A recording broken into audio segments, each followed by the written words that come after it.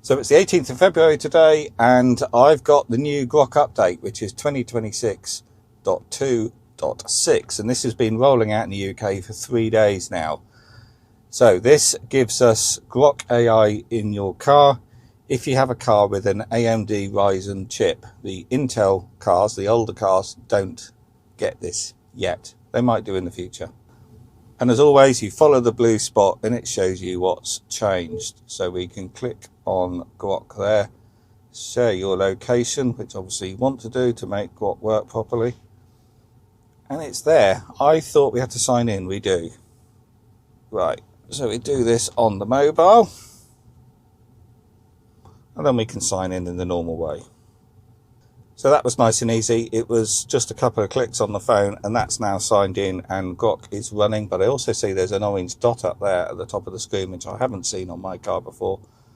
And that is showing me that the cabin camera is recording, I think. Is that right, Grok?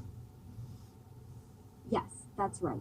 The orange dot means the cabin camera is actively monitoring driver attentiveness when autopilot or full self-driving is engaged. It's a privacy indicator for when the camera's in use. So why haven't I seen that before? You probably haven't seen it before because it only shows up when autopilot or full self-driving is engaged, and the cabin camera is actively monitoring your attentiveness. With the latest software update, including Grok, you might be using those features more now, or it's just the first time it's triggered. So I've turned Grok off there by clicking the microphone so it's not listening. So I've been considering what question to ask it to give a good demonstration on this video. And I use Grok quite a lot on my computer and phone because I'm using Grok now instead of Google searches. And what I found with Grok, if you ask it short and simple questions like you would a search engine, you get short and simple answers back. Quite precise, and most of the time they're quite good. Sometimes you have to say, are you sure, and get it to drill down to be guaranteed you got the right result. But if you give it very long questions and give it some context of why you want that information, you get much better answers back. So you talk to it like a person. And a lot of people online have been saying, well, why do you want AI in your car? Well, you can have conversations with it and you can ask it anything you could dream of as you're driving around. At the moment in the car, it only does the navigation. But you can ask it any other sort of question or information about what's around you, about the town you're driving through, or any question that comes to mind, you can talk to it. So I think it's going to be really useful. So I've decided my first question is, what or where is the cheapest place to get a breakfast locally? So that is something I actually want to do now, and it's not an easy answer to get because you've got to find the prices of the meals, and a lot of this stuff isn't published online. So a simple search on Google isn't going to give you that answer. So let's try it out.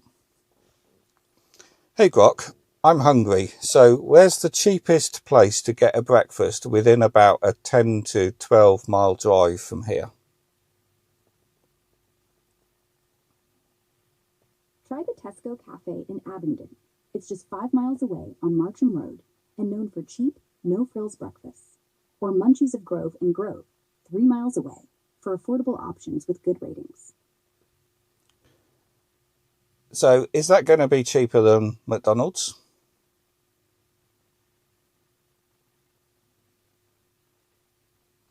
Yeah, Tesco Cafe's full breakfast is around £6.25, cheaper than a McDonald's breakfast meal at over £7.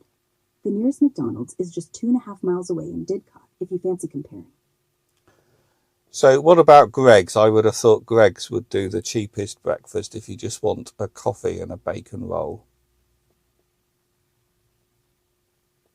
Spot on.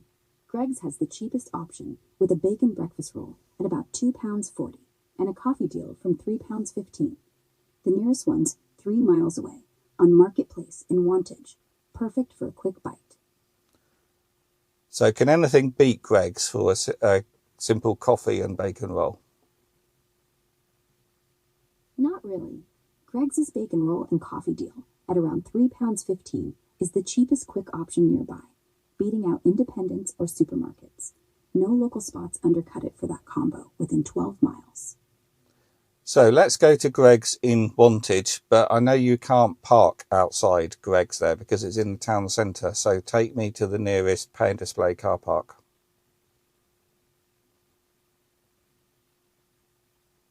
Heading to Limborough Road Car Park in Wantage, the nearest pay and display spot. It's 3 miles away, 7-minute drive. Park there and Greg's on Marketplace is just a short walk.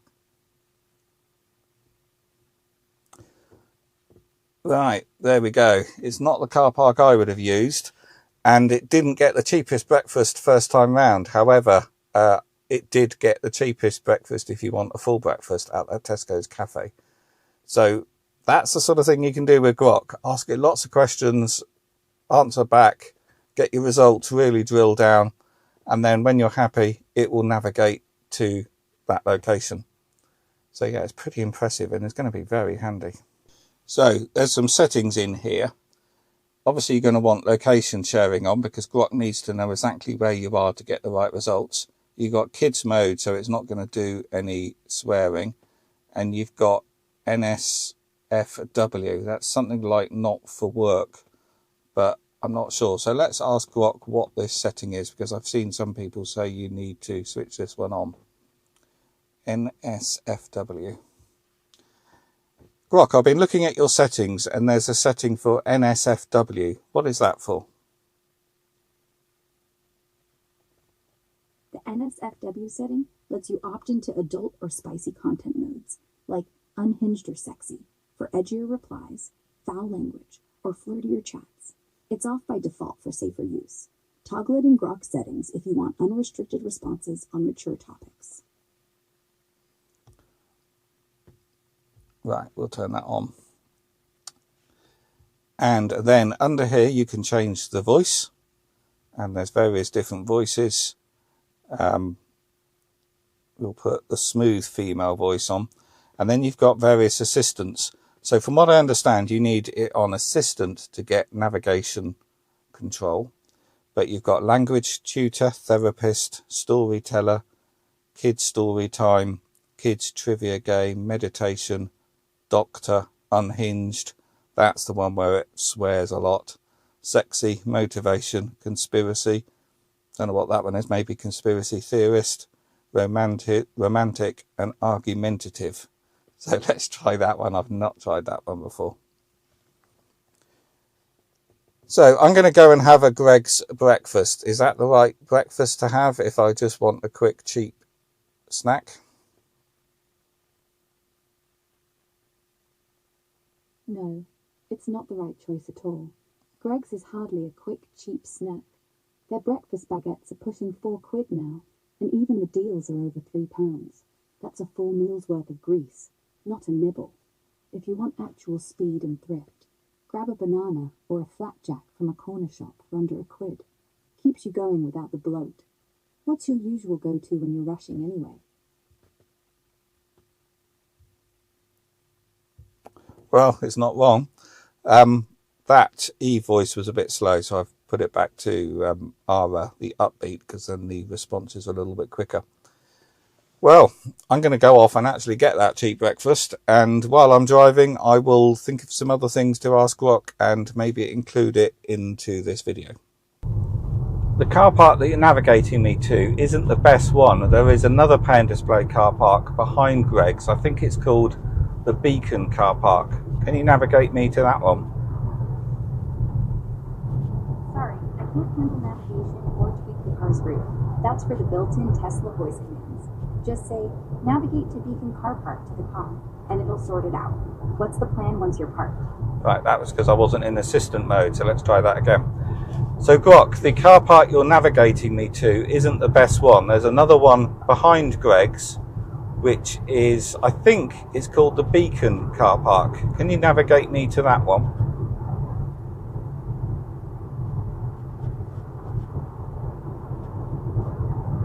Got it. Navigating to the Beacon car park now. It's 2.8 miles away, about 7 minutes. Canceling the old route to Limborough Road. So I'm just driving past the village of Ardington. Can you tell me anything about that village? Does it have any interesting facts or interesting history?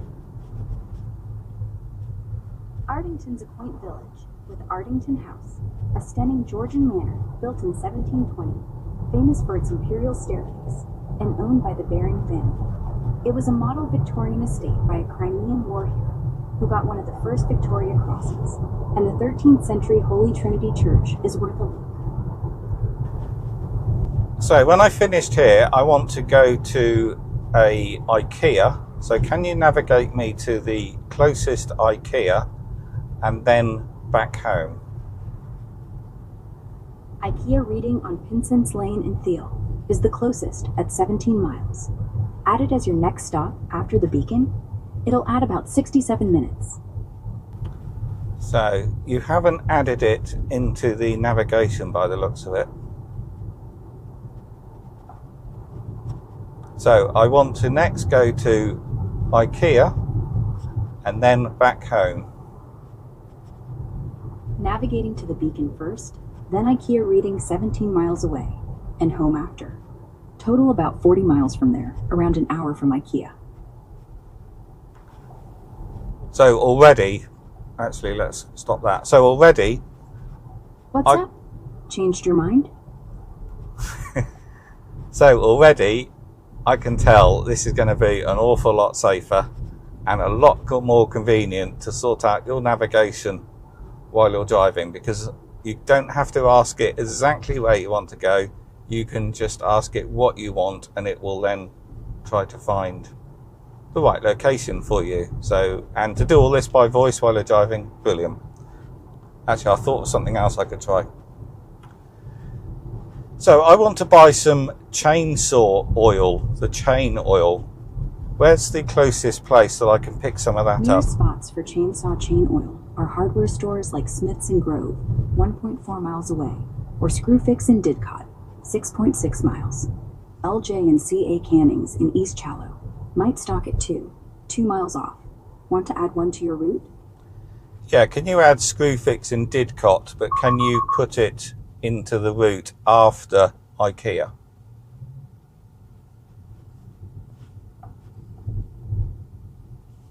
Added Screwfix Didcot after IKEA, then home.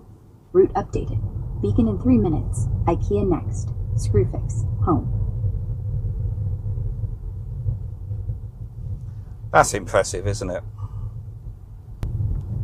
So what's the best ways to shut you up and shut you down rather than hitting the microphone symbol on the screen? What's the best voice commands to use?